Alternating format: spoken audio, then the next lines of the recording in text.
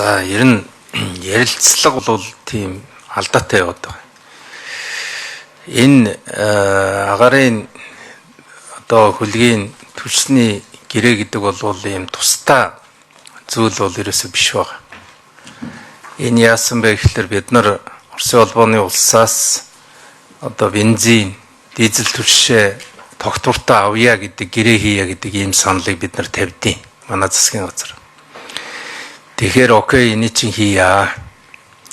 Тэгээд зөрөөд бид нар Оросын тал яадаг вэ гэхээр зэрэг тэгвэл энэ агарын хөлгөний түлшийг чинь одоо 100% бид нар хангадаг болмоор байна гэдэг.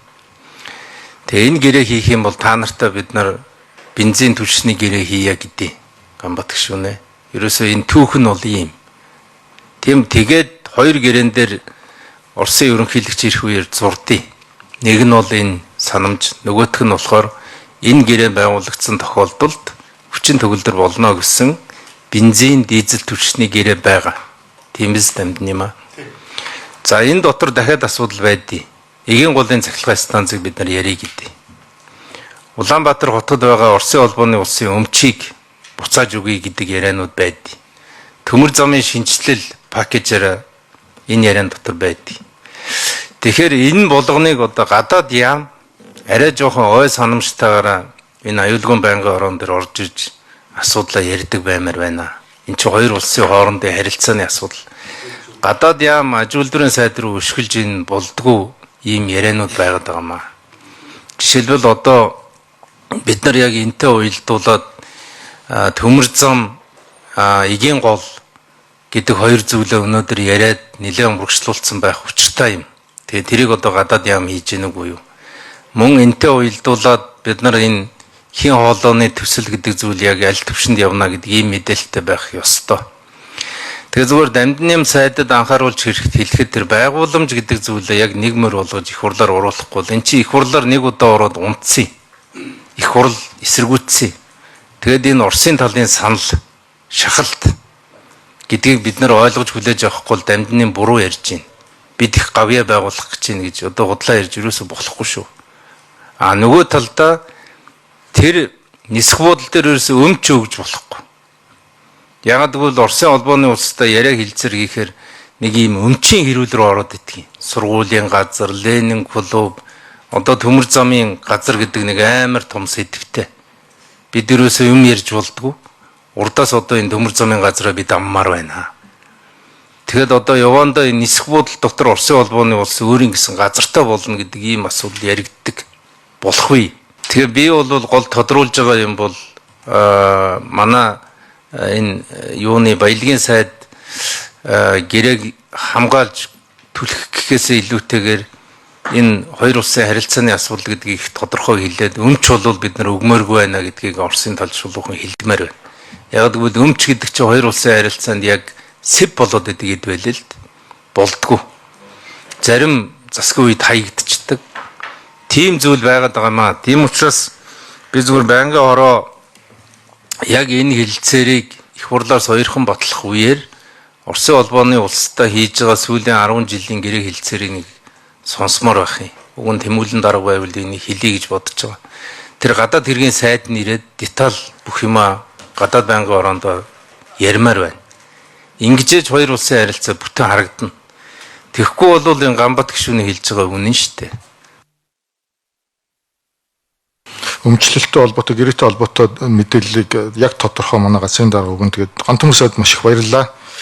Тэгээд одоо миний хэлж чадахгүй байгаа юмнуудыг л ярьж байна. Тэгээд гадаад хэрхийн ямаас л ер нь бол яг гадаад харилцаатай холбоотой асуудал төр зөвлөгөө авч бид хөдөлж байгаа. За тэр байгууламжуулалт тэр өгөхтэй холбоотой асуудлуудыг нэгтгэх асуудлыг бас гадаад хэргийн яамтайгаа ярилцъя. Баярлалаа танд.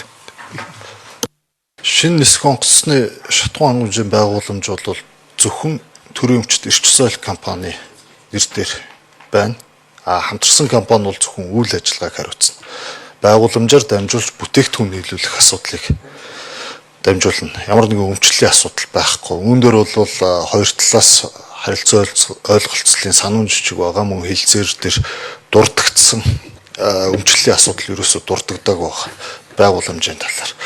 Хэлцээрт оруулдаг нэмэлт протокол дээр бол энэ байгууламжийн асуудлыг бид нар яг өмнөх их хурл улсын хурлын байнгын хуралдаанаар өгсөн үүргийн дагуу агаарын хөлгийг түлшээр цэнэглэх дид бүтцийг гээд хаалтанд цаашид байгууламж гих удирдах болон ашиглах хамтарсан компани байгуулна гэдэг яг тодорхой заасан байна.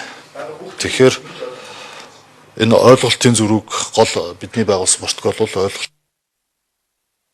За би нөхцөлтөөр дэмжиж байгаа. Хоёр улсын хооронд хийсэн гэрээ хэлцээрүүд бүгдээрээ ажил хэрэг болох ёстой. Энэ бол зарчим байна. Энийг одоо би албаар протоколд тэмдэглүүлж байгаа. Гадаад яамд аюулгүй байдлын байнгын ороо чиглэл өгөх шаардлагатай.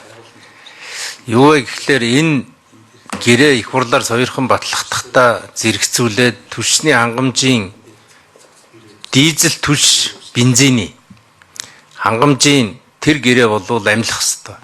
Тэр гэрээ бол одоо шууд босч ирэх гэдэг зүйлийг гадаад яам заавал чеклж явж явах ёстой нэг. Хоёрдугаарт бол эгийн голын цахилгаан станцын асуудлыг бол яаралтай шийдэх хэрэгтэй. Тэр бол одоо яг энэ одоо агаарын түвшний гэрээтэйгээ адилхан ингээд хойшлоод байгаа. Тэгэхээр энэ хоёр асуудалтайгаа ядаж ингээ уяатаагаар бид бол Оросын холбооны улсын талын саналыг Монгол улсын парламент дэмжих тал дээр гарч ирж байгаа шүү гэдгийг бүгдээрээ ойлгох хэрэгтэй. Түүнээс биш одоо бид нар Ормозын хоолой хаагдсантай холбоотойгоор энэ санал одоо парламент дээр дэмжигдэж байна гэдгийг буруу тайлбар, буруу ойлголт бол цаашаа явж болохгүй гэдгийг хэлье. За дэмжиж баярлалаа.